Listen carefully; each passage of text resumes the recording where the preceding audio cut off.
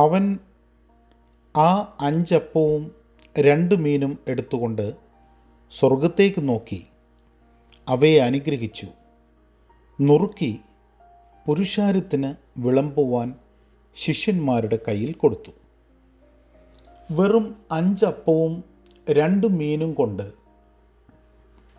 5000-ലധികം ആളുകൾക്ക് യേശു ഭക്ഷണം നൽകുന്ന ഒരു സംഭവമാണ് ഈ വാക്യത്തിൽ നാം കാണുന്നത്. മറ്റുള്ളവർക്ക് വേണ്ടി കരുതാനുള്ള ദൈവത്തിൻ്റെ ശക്തിയിൽ യേശു എങ്ങനെ ആശ്രയിച്ചു എന്ന് ഇത് കാണിക്കുന്നു. ഇത് നമ്മളൊന്ന് അനലൈസ് ചെയ്ത് നോക്കിയാൽ യേശു ഭക്ഷണം എടുക്കുന്നു. ചെറുതായി തോന്നുമെങ്കിലും ലഭ്യമായതിൽ നിന്നാണ് അവൻ ആരംഭിക്കുന്നത്. വെറും 5 അപ്പവും 2 മീനും മാത്രമേ അവിടെ ഉണ്ടായിരുന്നുള്ളൂ എന്ന് നാം മനസ്സിലാക്കണം. അവൻ സ്വർഗത്തിലേക്ക് നോക്കുന്നു.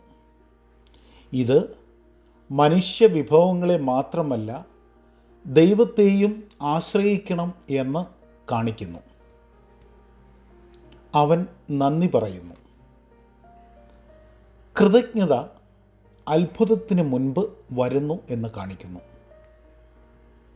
അവൻ അപ്പം മുറിക്കുന്നു, നുറുക്കുന്നു, വിതരണത്തിനായി അത് തയ്യാറാക്കുന്നു. പിന്നീട് അവനത് ശിഷ്യന്മാർക്ക് നൽകുന്നു. അനുഗ്രഹങ്ങൾ പങ്കിടുന്നതിന്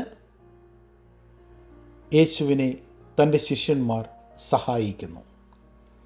ഇവിടെ നാം മനസ്സിലാക്കുന്നു, നാം അവനിൽ വിശ്വസിക്കുമ്പോൾ ചെറുതായി തോന്നുന്നത് നാം എടുത്തുകൊണ്ട് അത് ആവശ്യത്തിലധികം ആക്കുന്നതിന് ദൈവത്തിന് കഴിയും എന്നുള്ള വിശ്വാസത്തിൽ നാം മുന്നോട്ട് പോകേണ്ടതുണ്ട്.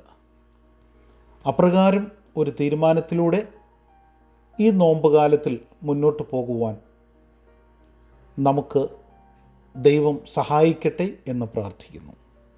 എല്ലാവർക്കും അനുഗ്രഹിക്കപ്പെട്ടതായ ഒരു ദിവസം ആശംസിക്കുന്നു.